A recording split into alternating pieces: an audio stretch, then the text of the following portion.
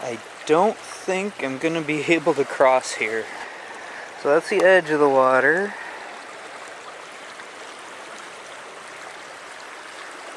Over to there, about 15-20 feet, and you probably can't see in there, but the water's about 2.5 feet deep right there.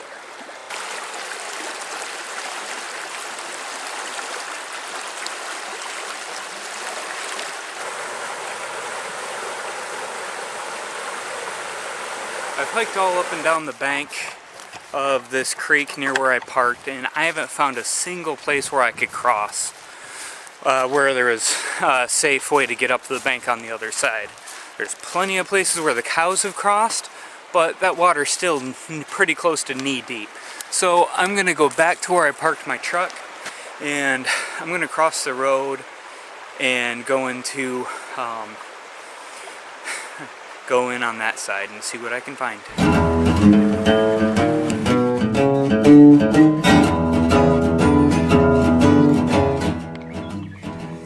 I'd save loads of space if I remembered to bring my remote.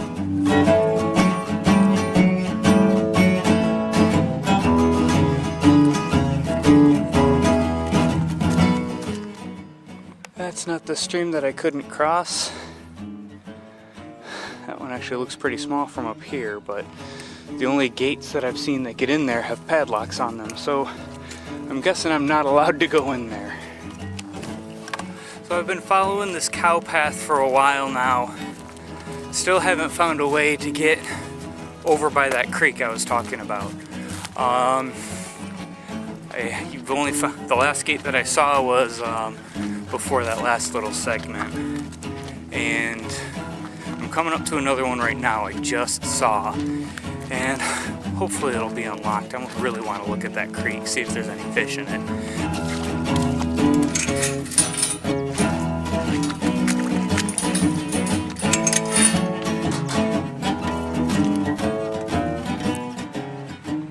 Here's the creek. Now I can get down to it. I don't know, this looks a little sketchy. Well, I didn't find any place nearby where I can cross.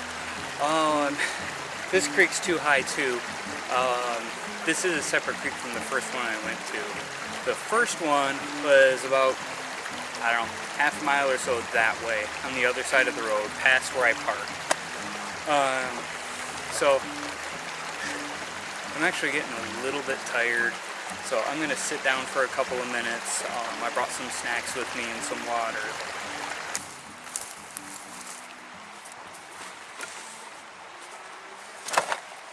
So I figured while I'm here, taking a little rest, I would go through what I brought with me today.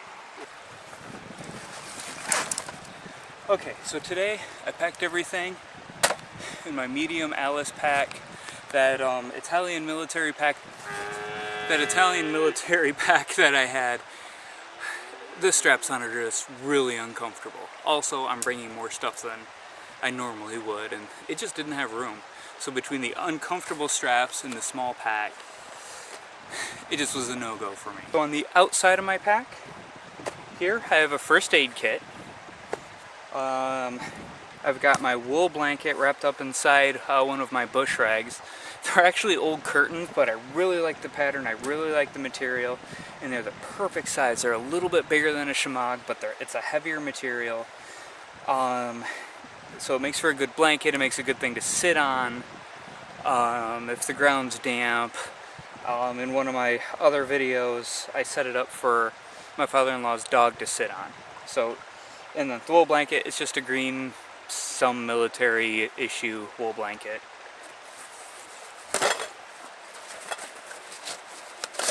Here I've got part of my cook kit. It's my billy can that I made. My camp stove, I think this thing I got for a few dollars on wish.com. I made kind of a ghetto coffee bag to, well, make my coffee with. And because my tin cup wouldn't fit inside this, I brought the cup from my Stanley thermos. Okay, in this pouch, this is where I've got food. That's not food. Snacks. I know what I'll do.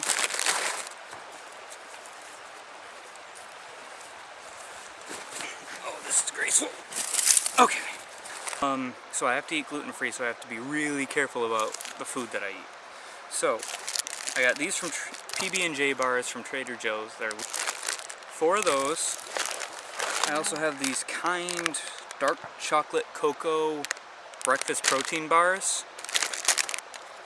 My Mora companion. I just sharpened it last night. Love this knife. That cow's mad at me. The paracord, just in case I need to build a shelter. Headlamp, in case I'm here longer than I plan on being.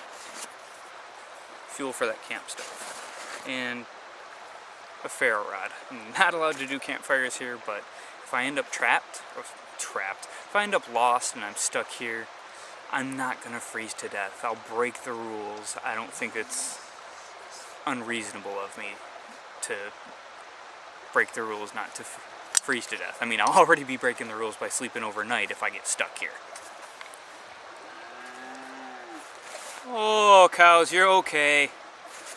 I ain't feeding you. I don't have anything for you. Okay, so main pouch in my bag. My change of clothes, pants, a shirt, clean pair of socks, just in case when I'm trying to cross that creek down there, wherever I find a place, I get wet, fall in, anything like that. I'm trying to be really careful not to do that, but better safe than sorry, right?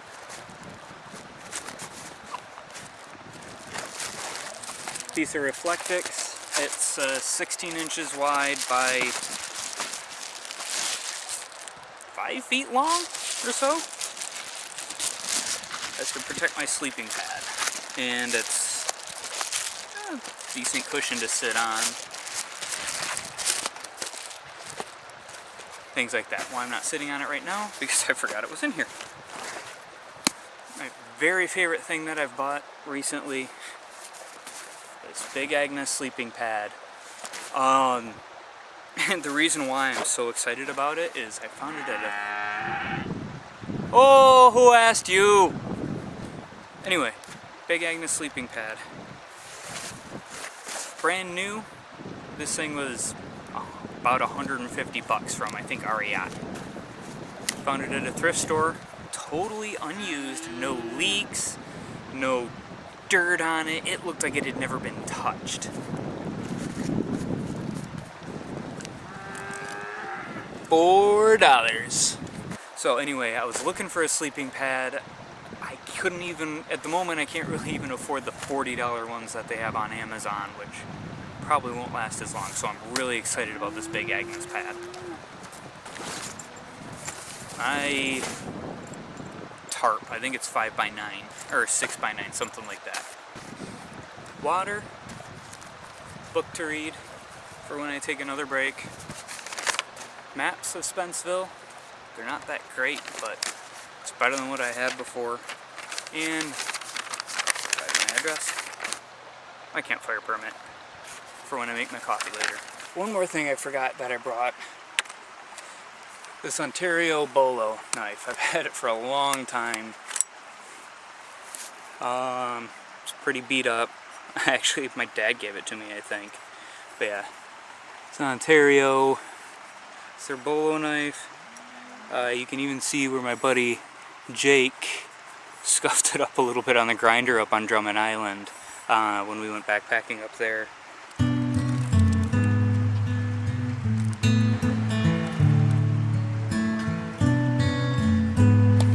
So I finished up with my snack. I'm gonna get back on the trail. I'm gonna see if I can find another spot where I might be able to cross this creek over here. Anyway, if anybody watching this might know what kind of tree that is, it's growing right next to that creek I keep chasing. It's almost being taken over by blackberry. Anyway, if you know what it is, by all means comment or let me know in the comments.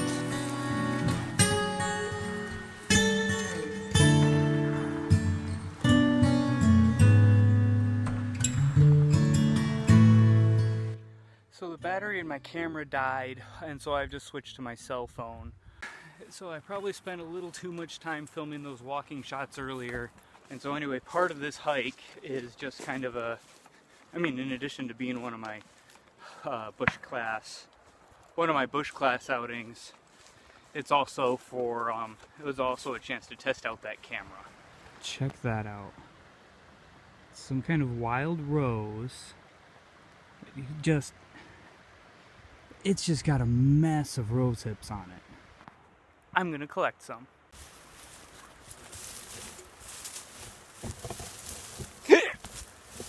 Sorry about that. I set my tripod down, and I remember my tripod this time. Anyway, I set my tripod down in these blackberries, and so when I stepped on it over here, it pulled the blackberry stalk and it pulled in part of the thicket and knocked the tripod over.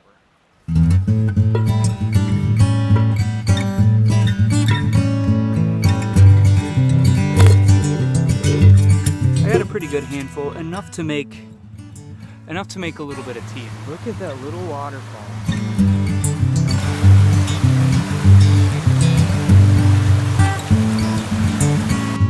Two cows.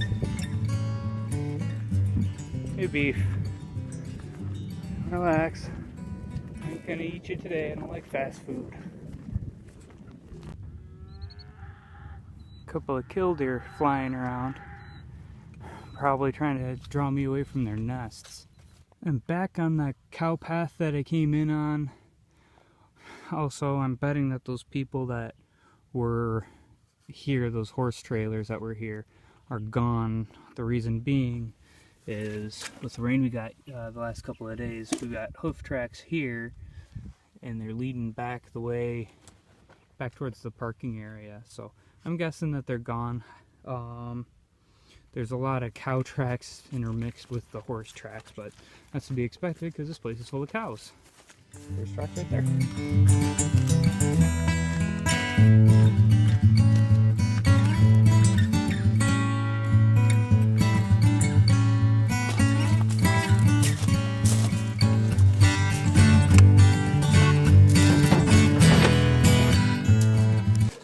Alright everybody, thank you so much for watching this video. I've been gone from the house for about 4.5 hours or so now, so it's time to start heading home. If you enjoyed this, which I really hope you did, if you enjoyed watching this video, please subscribe and share. Tell your friends. I've got a lot more trips like this planned for this summer, especially if I can put it together. I would really, really like to backpack the stretch of the Western States Trail that they use for the Tevis Cup. It runs from Lake Tahoe, Nevada down to Auburn, California. It's 100 miles. I would imagine it would be probably about a 6-day, maybe 7-day hike. Like I said, it follows part of the Western States Trail, and it should be a good trip. And so I'm starting to prepare for that, and that's part of what this was for. And also I wanted to use it as one of my outings for Bushclass Basic. So that'll leave me with, I believe, one more outing, which is the overnight, and so keep an eye out for that one too. Thanks for watching.